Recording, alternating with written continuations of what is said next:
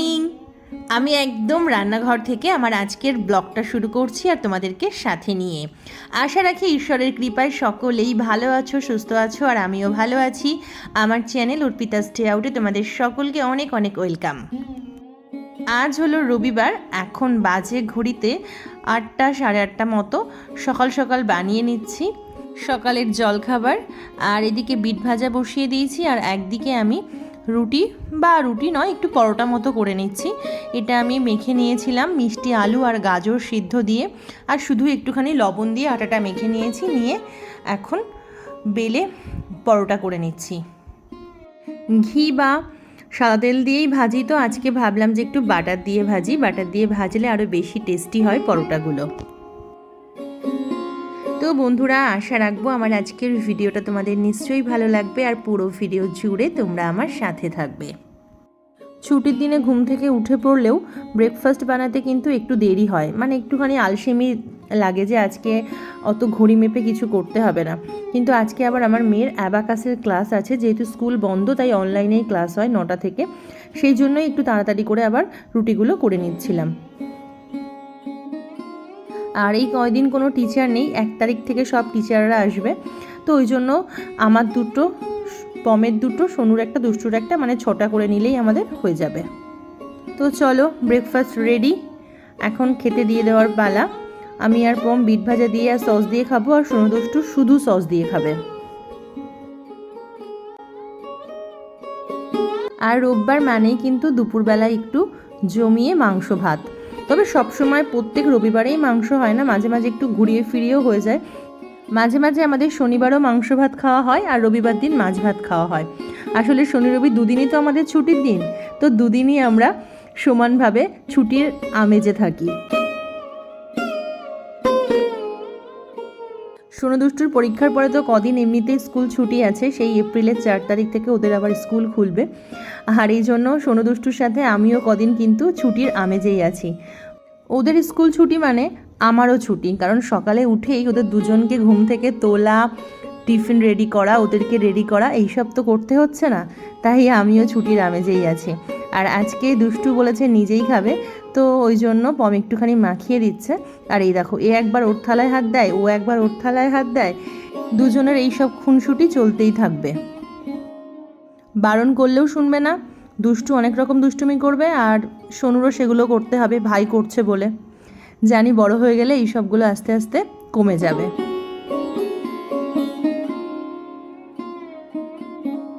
আর আজকের মেনুতে কিন্তু আমাদের শুধুই মাংস ভাত, আর কিন্তু কিছু না। যেদিনকে আমাদের চিকেন বা মটন হয় সেদিন শুধু সেটাই হয়, আর বেশি কিছু রান্না করি না। আর বড়জোর করলে হয়তো একটু চাটনি করি। আর আজকে একটু তাড়াতাড়ি খাওয়া দাওয়া করে নিচ্ছি, মোটামুটি 1:30টার মধ্যেই সবাইকে খেতে দিয়ে দিয়েছি। এই দেখো, পমও খেতে বসে গেছে, একটু পরে আমিও বসে যাব, কারণ একটু রেস্ট নিয়ে অনেক দিন কোথাও তেমন বেরোনো হয় না। আজকে ভাবছি একটুখানি বেরোবো। গুড আফটারনুন, এখন বিকেল 4টে মতো বাজে, আর এই দেখো রেডি হয়ে নিয়েছি আমি আর দুষ্টু। দুষ্টু দিকে এসো। এই যে, আর পম গেছে বাইকে তেল ভরতে। আমরা আজকে একটু বেরোচ্ছি, টাকির দিকেই যাব। শুক্র শনি রবি পরপর 3 দিন ছুটি ছিল পমের।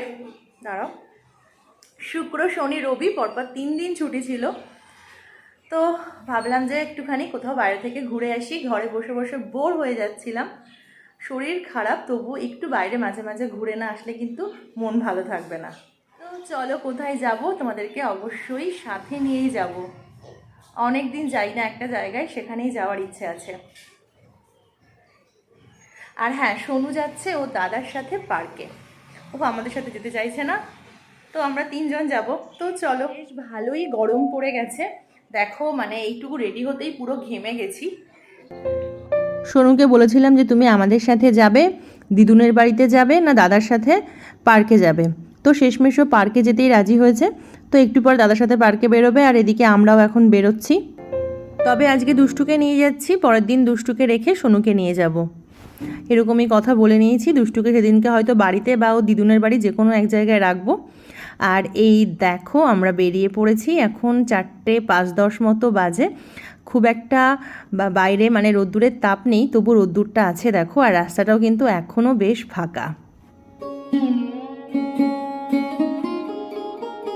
বেশ ভালোই লাগছে, অনেক দিন পরই বেরিয়েছি হাওয়া খেতে। আর এই সময়টা না রাস্তায় পুরো গাছগুলো সবুজ পাতায় ভরে আছে, ওই জন্য আরও বেশি ভালো লাগছে।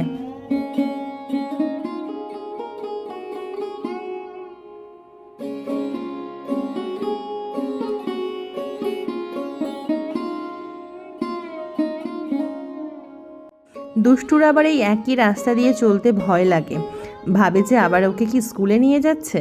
তারপর ওকে বললাম না, এখন তোমার স্কুলে যাচ্ছি না। এই যে দুষ্টুর স্কুল কিন্তু এসেও গেছে কথা বলতে বলতে।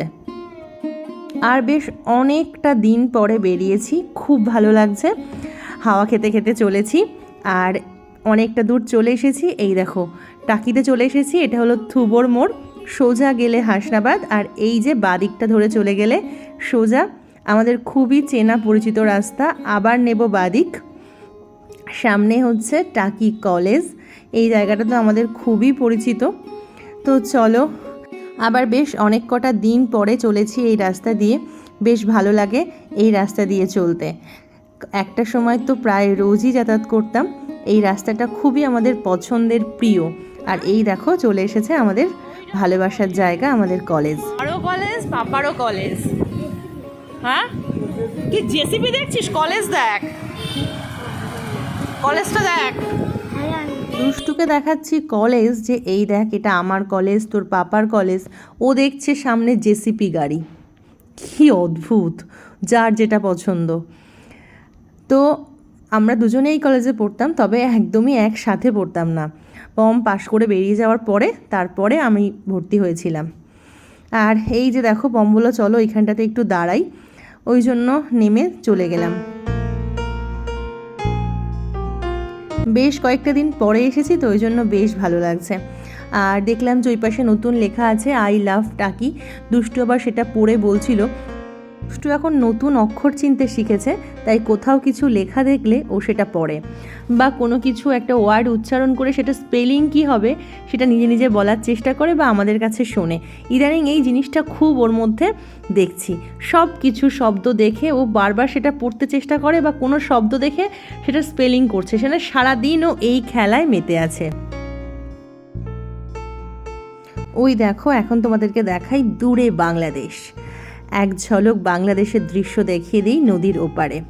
আর মানে এখানে দাঁড়িয়ে আছি, একটা সুন্দর ফুলের গন্ধ পাচ্ছি, সেটাই আমরা বলাবলি করছিলাম। আর সারা রাস্তা ধরে আসছি, কোথাও কোথাও মানে ভাটই ফুলের গন্ধ, কোথাও বা শিরীষ গাছের যে এখন নতুন ফুল এসছে সেই ফুলের গন্ধ। ঘুরতে বেরিয়ে তো মনটা ভালোই থাকে, আর সেই সাথে চারপাশের ছোট্ট ছোট্ট দৃশ্যও না চোখে বেশ সুন্দর করে ধরা পড়ে। গাছের কচি পাতা, ফুলের গন্ধ, সব কিছুতেই ভালো লাগা কাজ করে। আর দেখো দুষ্টু কি সুন্দর চুপটি করে বসে আছে। ওর মতো চঞ্চল মানুষ যখন এরকম শান্তভাবে বসে থাকে না, আমিও অবাক হয়ে যাই।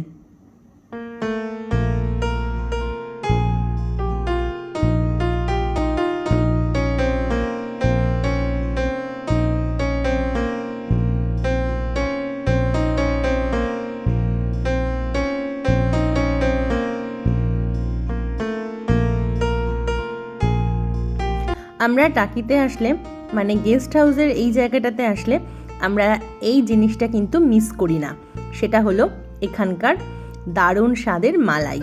তোমরা যারা যারা এখানে এসে মালাইটা টেস্ট করেছো আমাকে কিন্তু কমেন্ট করে জানিও তোমাদের আমাদের মতো এত পছন্দ কিনা। কেমন? আমরা কিন্তু এখানে আসলে এই মালাইটা খাইই খাই। আর তোমরা যারা যারা খাওনি তারাও কিন্তু এখানে এসে টেস্ট করে দেখো একবার অন্তত যে মালাইটা কত ভালো খেতে।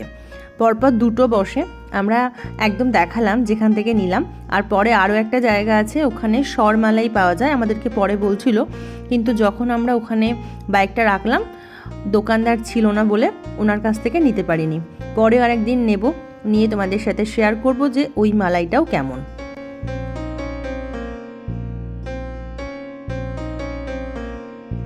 কিছুটা আমারটা খেয়ে রেখে দিচ্ছি, তারপর দুষ্টুকে আবার খাওয়াচ্ছি, তারপর যখন আমারটা আবার গলে যাচ্ছে তখন আবার আমি খাচ্ছি, এই করেই খাচ্ছি। কারণ দুষ্টু নিজে খেলে সারা গায়ে মাখামাখি করবে, ও খেতে চাইছে, কিন্তু আমি বললাম যে আমি তোমাকে খাইয়ে দিচ্ছি। মালাই খেতে খেতে সামনে নদী আর দূরে বাংলাদেশ দেখতে কিন্তু দারুণ লাগে।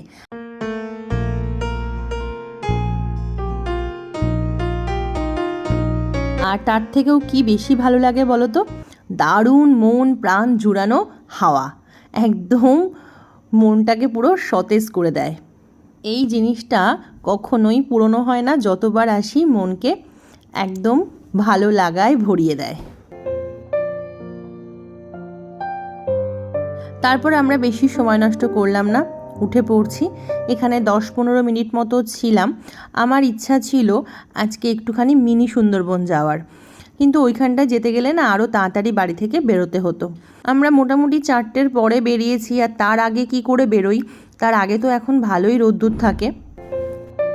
তো ভাবলাম পরে একদিন ওয়েদার ভালো থাকবে, সকাল সকাল বেরোবো। পম বলল চলো উঠে পড়ো, যতদূর সামনে যাওয়া যায় যাই, একটু হাওয়া খেয়ে আসি, সামনের রাস্তাটাও খুব সুন্দর। এই ভেবেই বলল যে চলো উঠে পড়ো।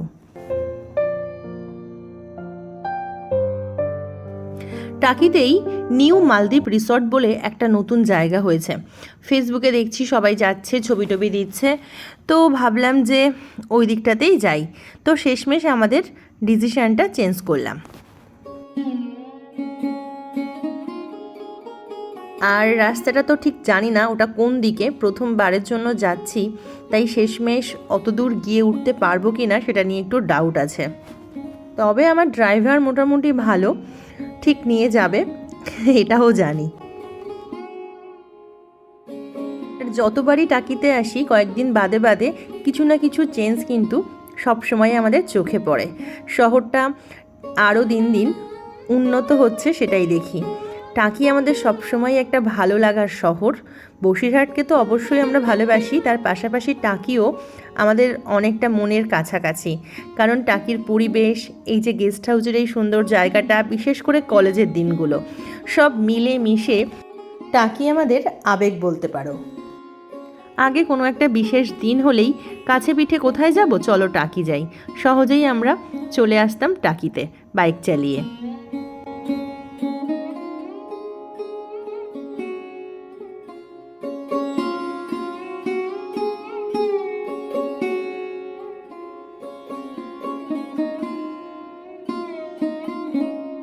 এই জায়গাটাতে একটা বিএসএফদের ক্যাম্প আছে, আর দুদিকে দুটো রাস্তা গেছে, আর এখন সোজা বাদিক দিয়ে আমরা ঢুকে যাচ্ছি। দেখো রাস্তাটা কি সুন্দর, সরু রাস্তা, আর প্রচুর প্রচুর গাছপালা এই দিকটাতে, এই জন্যই আরও বেশি ভালো লাগে। বিভিন্ন গাছের গন্ধ খুব কাছ থেকে অনুভব করা যায়, একদম যেন মনে হয় মাটির কাছাকাছি চলে এসেছি। আজকের ভিডিওটা আর বাড়াবো না, পরের দিন নিউ মালদ্বীপ রিসর্ট থেকে আবার নতুন একটা ভিডিও তোমাদের সাথে শেয়ার করব, সেটা কিন্তু খুব সুন্দর হতে চলেছে। তো তাহলে চলো আজকের মতো আসি, তোমরা খুব খুব খুব ভালো থেকো, সুস্থ থেকো, সাবধানে থেকো, আর ভিডিওটা কেমন লাগলো অবশ্যই কমেন্টে জানিও। Tata, good bye.